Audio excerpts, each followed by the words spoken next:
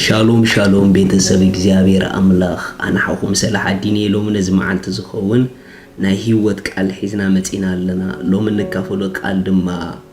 ዘይውድቕ መሰረት ዝብል እዩ ዋው ሪኹም ኣሕዋት ዝተፈላለዩ ገዛውቲ ዝተፈላለዩ ፕላሶታት እንድሕሪኹሞም ክሳዕ ክንደይ ንላዕሊ ክኸዱ እዮም ዝውስኖ ክሳዕ ክንደይ ክሕዞም ዝኽእል መሰረት ኣብ ታሕቲ ኣለዎም ምኽንያቱ ንንእሽተይ ገዛ ትገብሮ መሰረትን ኣዝዩ ዓብ 120 ንላዕሊ ክኸይድ ዝኽእል ትገብሮ መሰረትን ሓደ ይኮነን ከም መጠንቲ መሰረትካ ብኡ መጠን ንላዕሊ ክትከይድ ትኽእል ኢኻ ስለዚ ነቲ ቤት ሒዝዎ ዘሎ እቲ መሰረት እዩ ገለገለ መሰረት ዱልዱል ስለዘይኮነ ግዜ ምንቅጥቃጥ ምስ መፀ ምፍራስ ይተርፎን እዩ ገለገለ ግን መሰረቱ ዱልዱል ስለዝኾነ ኣብ ግዜ ምንቅጥቃጥ ፀኒዕ እዩ ዝነብር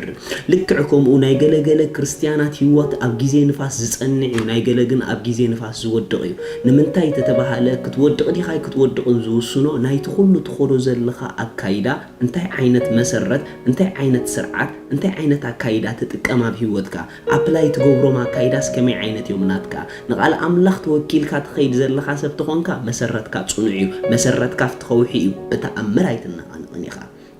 መጽሓፍ ቅዱስ ከምዚ ኢሉ ሉቃስ 6:47 እቲ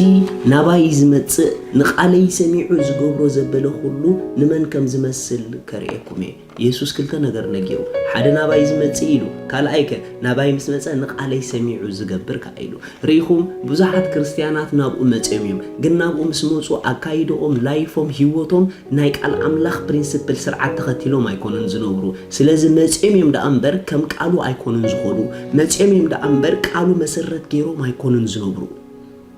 ريخم سلازي يسوس بعلقهم إلو الله نمان كم زمسل نوع خريقكم يمسبلا كم زيلو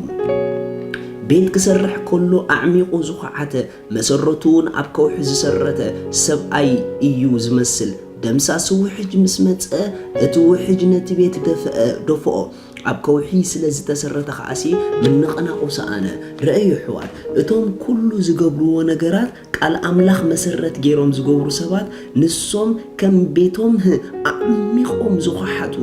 بالحاتينيا هاناتي بيتو أبكو حز سرت إمزو مصليلو ጥበበኛታት የሚሉም እዞም ሰባት እዚኦም ድማ ሓደ መዓልቲ ጸላኢ ነቲ ዝሰርሕዎ ዘለዉ ስራሕ ፈጺሙ ክድምስስ ምስ መጸ ስራሕናቶም ኣይድምሰስን እዩ ምሽ ክድምሰስ ኣይናቐነቐን እዩ ንምንታይ ተተባሃለ ድሕሪ ስርሖም ዝኽተልዎ ስርዓት ናይ ቃል ኣምላኽ ኣለዎም ከም ቃል ኣምላኽ መሰረት ስለ ዝኸዱ ነዞም ከምዚኦም ዓይነት ሰባት ንናቶም ስራሕ ንናቶም ናብራ ንናቶም ሓዳር ንናቶም ኢኮኖሚ ክድምስስ ጸላኢ ኣይክእልን እዩ ንምንታይ ደጌታ ሲኦል ክሒልዎም ኣይክእሉን እዮም ናይ ሲኦል ማዓፁ ክሒልዎም ኣይክእሉን እዮም ዋይ ተተባሃለ አንሸካፕል ዝኾነ ላይፍ ኣለዎም ዘይናኣንቕ ላይፍ ኣለዎም መሰረቶም ቃል ኣምላኽ ስለ ዝኾነ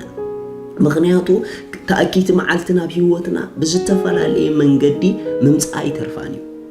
ፈተናታት ምምፅኦም ኣይተርፎምን እዩ እቲ ጉዳይ ግን ንሱ ይኮነን ንፈተና ክሕልፍ ዝኽእል ዓይነት ኣቃውማስ ኣለካ ዶ ብኢኮኖሚካ ክኸውን ይኽእል ብሓዳርካ ክኸውን ይኽእል ሓዳርካ ከም ቃል ኣምላኽ መሰረት ዘይትነብሮ እንተደኣ ኮንካ ሓደ መዓልቲ ጉዳይ ኢኮኖሚካ ከም ቃል ኣምላኽ መሰረት ዘይትነብር እንድሕር ኮንካ ኣለኹ እንዳበልካ ሓደ መዓልቲ ክትወርድ ኢኻ ንታሕቲ ምኽንያቱ ናይ ቃል ኣምላኽ መሰረት የብሉን ኣካይዳኻ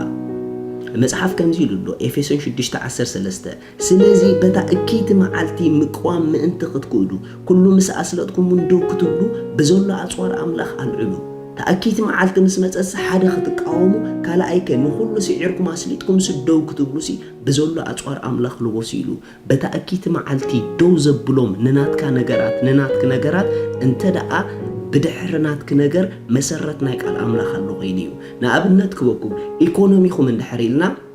كم توما بعالم زنوبرو زلو 100% مسؤتهم 100% نابجوبهم تقطو سبات نحركونكم حدا مع حالتي نفاس مسمتة مسرت نايك على أملاخ سلازي يقولوا إيكونوميكم أبزيرو نرؤسهم كترخبوايهم حدا مع حالت بخبيت كهرمكم يو نمنتاي تتبهاله إذن وكوا كافتزمزقكم إيكونومي مسناي منقست أملاخ زتحز عشر كمان يتخفلوا لنيهم عشر زي مخفالكم نتناتكم إيكونومي نايك على أملاخ مسرت كم زي يقولوا ليهم جيركم مو سلازي من نقناو إيكونوميكم أيترفوني ناي منقست أملاخ السرارحة أب إيكونوميكم كتريو أيتخولونيكم نمنتاي تتبهاله وانا شلال كبهال زي يقبقو نقر أب إيكونوميكم شلاليلكم مسرتنا إيكونوميكم قال أملاخ سلازي يكونا حداركم تعناكم كل نقراتكم كم قال أملاخ مسرت دوبولو مو شعوء زنا أنامكم حيلي أي كركبنيو ናይ ቃሉ መሰረት ዝገበሩ ንሶም እቲ መሰረት ኣብ ኩሉ ነገራቶም ከም ዘይወድቅ ገይሩ ኣጽኒዑ